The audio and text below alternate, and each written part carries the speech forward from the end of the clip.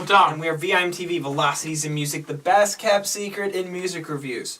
We don't review enough heavy stuff on this channel, so we had an opportunity to do so. Tom, you picked the album Fetch by Melt Banana. Melt Banana is, describing this band and putting these guys in a genre has to be exceptionally difficult. So, I would call this some sort of like prog metal, but I think that's not really doing it justice. It's experimental. It's experimental. Very experimental, and especially edging towards the metal side of experimental. Yes, especially on this album. If you listen back through their discography, I actually hadn't listened to these guys in a long time. I'd been exposed to them briefly while I was in college, and I just don't think I was ready for it. Right, first original material since 2007, so it's been 6 years. There's been a bit of a hiatus. They got together, finally wrote Fetch, and released it, and man, this album just pounds from start to finish. And first time I listened to it, I was just not ready for it. But as I continue to listen to it, I just started to love it. Yeah. Now describing the sound, though, I'll get into my opinions in a little bit. Describing the sound, it's interesting because you mentioned metal, and there are some metal elements here, especially specifically in the guitar, the drums. Yep, a lot of double bass drums. Absolutely, but the vocals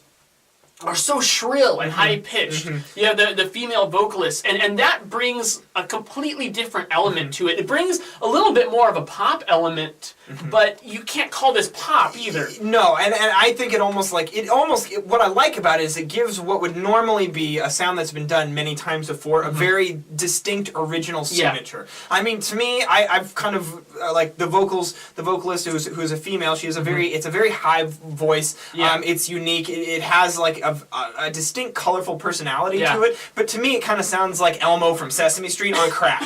Like it's shrill, it's colorful, and it just hits the spot. I actually think it fits the music quite well. And this goes to show. I mean, an argument I've made on this channel many hundreds of times is you shouldn't have vocals unless they're adding value to the mix. Having like real guttural vocals here that are just screams would just have ruined the sound here.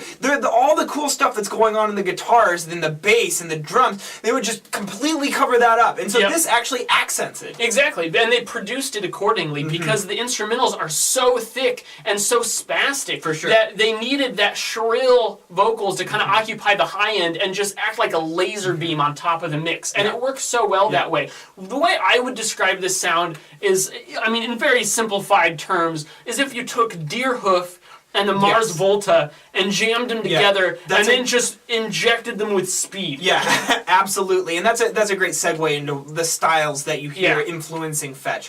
Which, I mean, from the moment that this starts off, track 1, Candy Gun, when those guitars come in, it sounds like Sonic Youth. Like it's Sonic Youth, and then it kind of goes into the whole prog metal thing.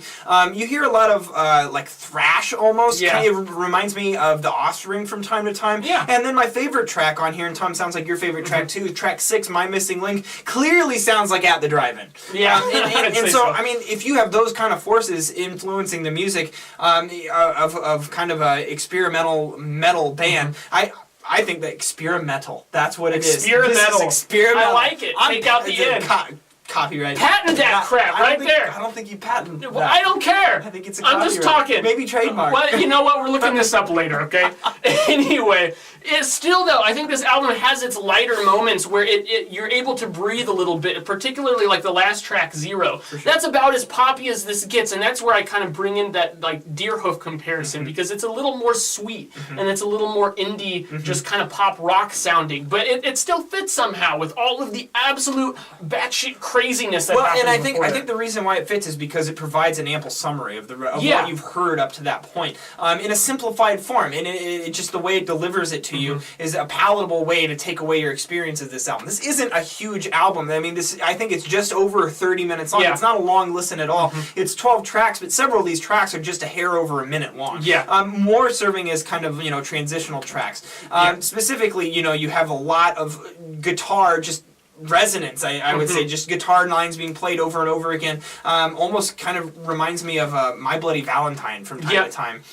But the guitar is really what I got the most into in this album, just because I don't know, I just have this passion for hearing awesome guitar. See, I love guitar, but I gotta say, instrumentally, it was actually the drums that caught me. Oh, really? Because the beats are just they're just non-stop. They're chaos. That's where that comparison comes in. And it's just it's so quick moving. I think that the accents and the rhythm rhythms are just breathtaking. As I said, this is going to be a tough one, I think, your first listen, especially if you've never listened to this band before and you're maybe not into very aggressive, energetic music. But I would strongly urge you to give this a listen. Now, I will say that you mentioned this is a shorter album. I feel like there definitely were some highlights and tracks, but there also were some individual tracks that on their own maybe were a little forgettable. This is all but it about contributes the album. to the album. This is exactly. all about the album. It flows so well. Yep. You've got that track 7-0 plus that acts as a good transition, kind of breaks the mood a little bit, gives a little bit of silence, and then you start with the back half, which is just once again kind of non-stop, and the next like 4 tracks. It's nothing but solid tracks. And then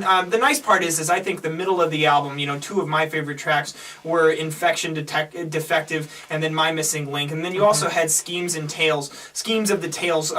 Those 3 tracks I think were just highlights for me. After that, the album kind of, you have that thrash track, and then there's 2 very short tracks that go into that pop closer that you were talking about. And it's definitely a nice transition throughout. What they did when they were making Fetch is they took the overall listening experience and said, how can we make this fluid and fun from start to finish? And they totally went out and nailed it. I actually prefer the middle to back half of the album, but it sounds like, Tom, you prefer the front half, right? I do, yeah. And I think that just goes to show that there's a little bit here for everybody. I think depending on what genre and what side of the band you get into, you'll attach to certain moments, but at the same time, those moments flow well enough that you'll enjoy the whole thing. Another thing that I really like that they did is they added a lot of like distorted feedback that adds a ton of atmosphere to the sound. So the songwriting is multiple layers on every single track. You get a very colorful experience on every track, and it's probably one of the more aggressive listening experiences we've ever heard. Definitely.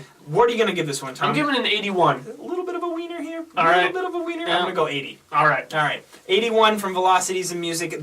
We like this album. It's a must-listen album for us for 2013. What did you guys think of Melt Banana's Fetch? Please leave us a comment at www.velocitiesandmusic.com or youtube.com/velocitiesandmusic. As always, follow us on Twitter, like us on Facebook, and let us know what albums you'd like to see us review on this YouTube channel. I'm Jake. I'm Tom. And we are VIMTV, moving music critique forward.